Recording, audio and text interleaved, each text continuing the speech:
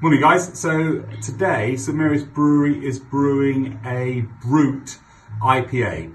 So what we've done so far is we've put the malt into our mash tun and we're about to do the sparge process. So if you come on in, I'll show you how we're going to sparge the mash.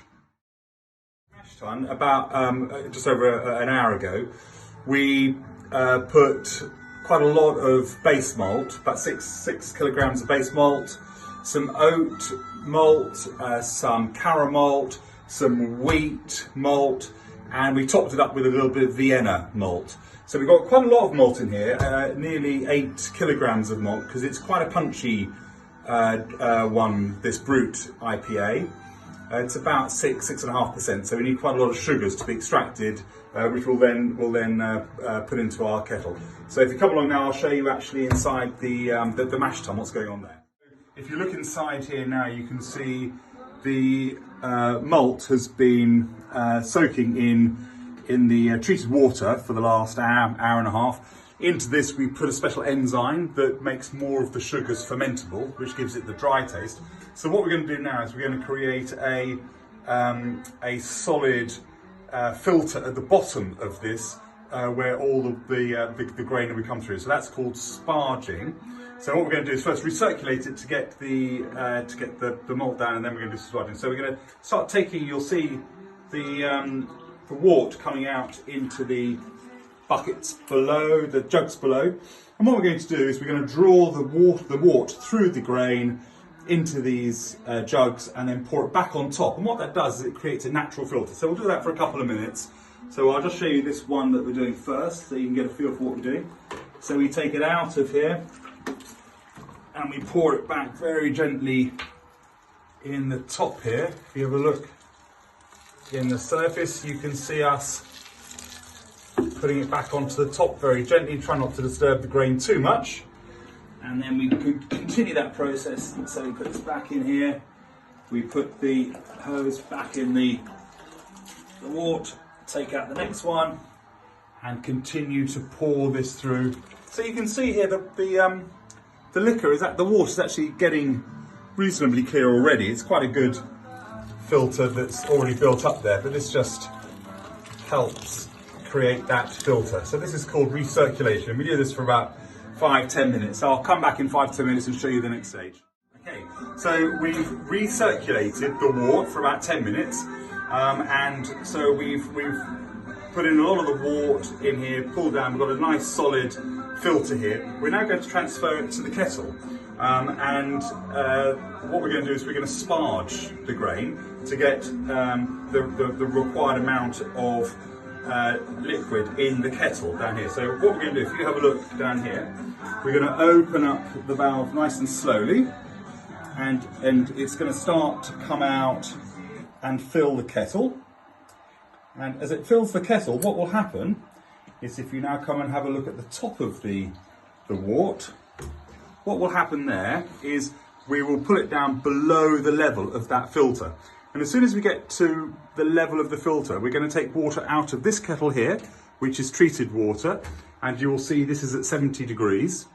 We'll take water out of here and we'll gently pour it on top here. So we're washing through the grain that's in there. So if you come back up here now, you can see we're now beginning to expose the grain on top here, and we're going to gently pour the hot treated water at 70 degrees on the surface to wash it through. And we're going to keep that process going until we've filled our kettle up with the requisite number of water. So now you can see I've just topped that up a little bit. It's draining through, and we'll just keep that process going as the water's being rinsed through with this new hot treated water. So once I've done this, I'll get you back and show you what we then do with the kettle. We have now gone through the sparge process, where we took the treated water from our kettle, which was at about 70 degrees, and we flushed it through the grain. You'll see now the grain is now completely dry and spent. So this is all the sugars and flavour have been extracted from the from the malt and the wheat and the oats. We took it out of here and we put it into the kettle. And so now we've got about 40 litres of the wort in the kettle now. And what we're going to do now is bring it up to a boil. When we get to the boil, we're going to then add our hops that gives it the flavour. So we've got the sugars and the flavour from the malt in the kettle. We then need to give it the nice sort of flavours we're going to use. So in this, we start off with Magnum, which is our standard bittering hop. We stick that in an hour to boil for an hour, and then as we go through the boil process, we add in our American hops to this. So we add in Columbus, Simcoe and Citra. And we then, once we've done that, we'll then transfer it to a fermenter. So we'll come back to you when we're ready to transfer it to the fermenter. Cheers. So this has now been boiling away for best part of an hour. At the beginning of the boil, we put some Magnum and bittering hop. We're now going to put some Columbus in, which is a classic American hop. Lovely aroma to it. So we're just going to sprinkle that in on top here. And this, you'll see this goes. So that just goes in. This is 15 minutes before the end of the boil, and we're going to add a flocculant, an Irish moss flocculant that helps just with the get rid of some of the sediment. So that's a filtering thing. Okay, and then we're going to add the rest of the hops. We've got some Simcoe going in and some Citra. And once we've added those, we're going to stop the boil process and then we're going to transfer it into the fermenter and then add the yeast. So that's when I'll come back to you. Cheers. We're now ready for the transfer of the hot wort that's had the hops in. It's been boiling for an hour and it's had the Cascade, Simcoe and Citra hops added at different times and the bittering hop Magnum. You can see it's when we started it was a good couple of inches higher, so quite a lot's boiled off. And now what we're going to do is we're transferring it to the fermenter where we're going to be adding the yeast a bit later.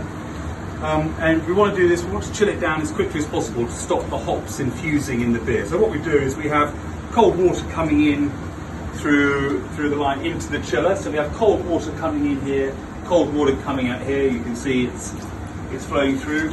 We're going to put the hot beer in through here, and then it will come out here into the fermenter. So we're going to start the process.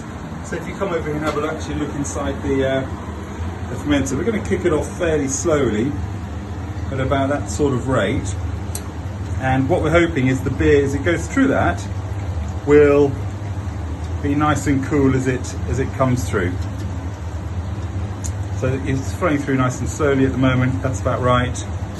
And we'll leave this here. It will take about 20 minutes to come from the tank into there. So we'll come back in 20 minutes and see how full it is, and then we'll look at the temperature that we've achieved. So we're dropping it down from about from 100 degrees, and we want to get it below 20 degrees in the fermenter so we can add the yeast. So that's hopefully what we're having here. Right, hi. So we've now finished the transfer. All the beer has come out of the kettle. It's gone through the cooler and it's gone into our fermenter. Now you can see it all here. It's chilled down. It's gone from the 100 degrees. It's now about 22 degrees. And what we're going to do is we're just going to sprinkle the yeast on with surface. Put the yeast in on the surface. This is US-05, which is a very standard yeast. It doesn't have much flavour, but it does the job of turning the sugars in there into alcohol. It's one of the yeasts we use most often in the brewery, unless we're doing a Belgium or a French saison. So there we are. We're just putting one packet of this US-05 into the beer. We're now going to close it up, and then what we're going to do is we're going to insulate it, put a heater on it to keep it at a constant temperature. We normally start it at about 19 degrees to get the yeast going, and then after 24 hours increase it to 20 degrees. And that will sit in the fermenter for about 10 days, bubbling away until all the sugars have been converted into alcohol by the yeast. When it's stopped fermenting, we will then do some dry hopping with the hops that we used for the boil. So we'll be using Simcoe, Citra Cascade. And we'll dry hop that for a couple of days, and then we'll keg and bottle it.